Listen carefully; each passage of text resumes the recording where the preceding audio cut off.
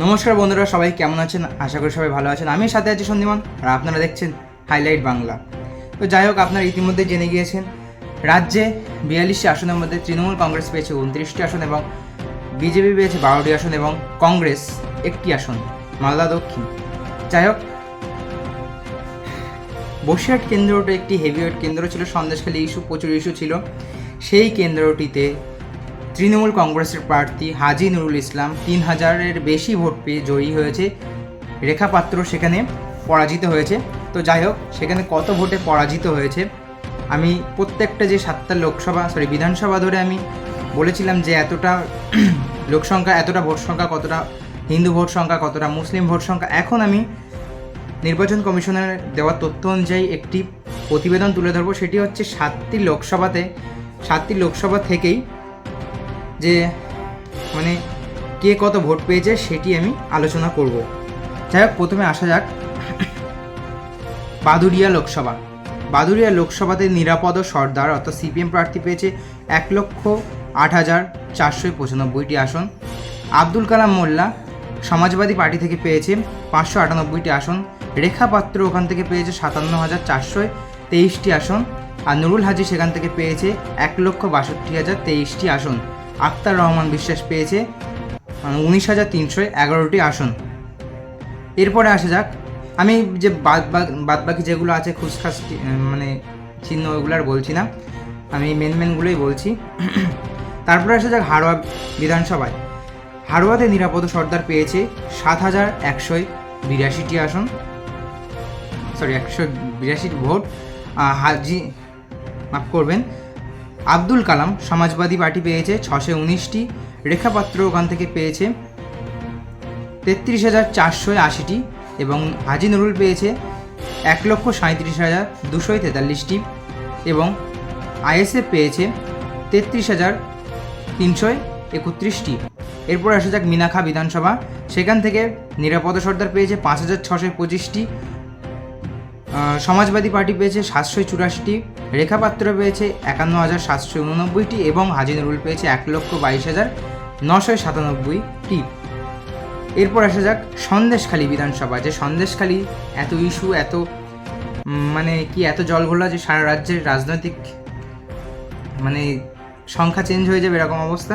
সেই সন্দেশখালী বিধানসভায় নিরাপদ সর্দার পেয়েছে 3,825টি ভোট।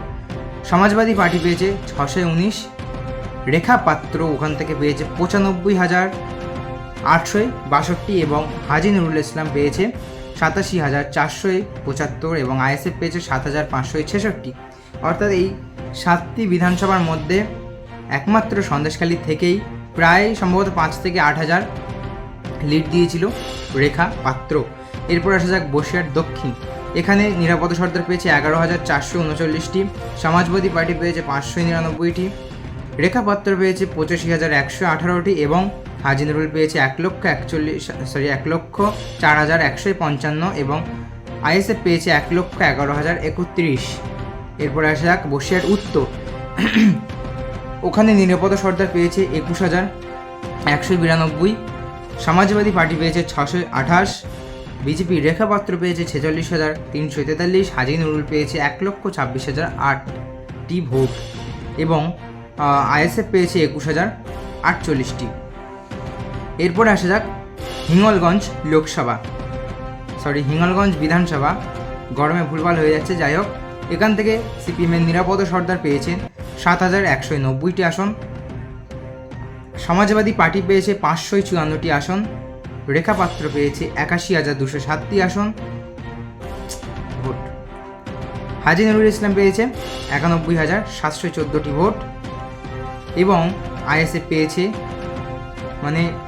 হিঙ্গলগঞ্জ থেকে পেয়েছে আইএসএফ 2,695টি ভোট। অর্থাৎ টোটাল যে বসিরহাট লোকসভা থেকে টোটাল সিপিএম প্রার্থী পেয়েছে, নিরাপদ সর্দার পেয়েছে 7,43,048টি ভোট। সমাজবাদী পার্টি পেয়েছে 4,334টি ভোট। রেখা পাত্র টোটাল বসিরহাটে ভোট পেয়েছে 4,51,222টি ভোট এবং তৃণমূল কংগ্রেস অর্থাৎ হাজি নুরুল ইসলাম পেয়েছে 7,57,000 775, 775, 775 খুব ভালো সংখ্যা, একটা মজাদার একটা সংখ্যা। যাই হোক, এরপরে আসে আইএসএফ পেয়েছে, পুরো বসিরহাটে পেয়েছে আইএসএফ 1,20,286টি ভোট। এবং আরও একটি ছিল ইমরান আলী সর্দার, ভারতীয় জওয়ান কিষাণ পার্টি, তিনি বসিরহাট থেকে ভোট পেয়েছে 2,476। আরগুলো আমি আর বলছি না, ফুসফুস করা পেয়েছে 200-300 করে, সেগুলো আর বলছি না। যাই হোক, এখান থেকে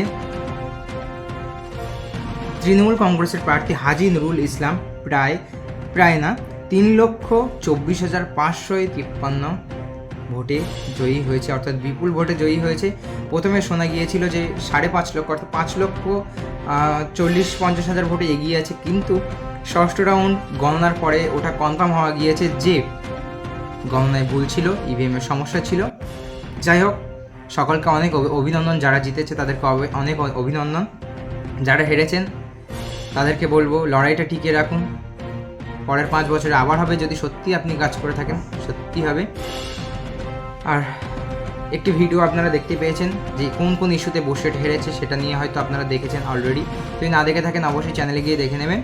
আর এই ভিডিওটা এই পর্যন্তই, আশা করি ভালো লেগেছে। ভালো লাগলে অবশ্যই একটি লাইক করবেন। এবং ভারতীয় জনতা পার্টি পশ্চিমবঙ্গে গত ইলেকশানে মানে 2019 সালে 18টি আসন পেয়েছিল, এবং এই আসনে 12টি পেয়েছি, অর্থাৎ 6টি আসন কমে গিয়েছে। এই কমে যাওয়ার কারণ কি বলে আপনার মনে হয়, কমেন্ট বক্সে অবশ্যই জানিয়ে যাবেন। পরবর্তী একটি ভিডিও নিয়ে দেখা হচ্ছে। ধন্যবাদ।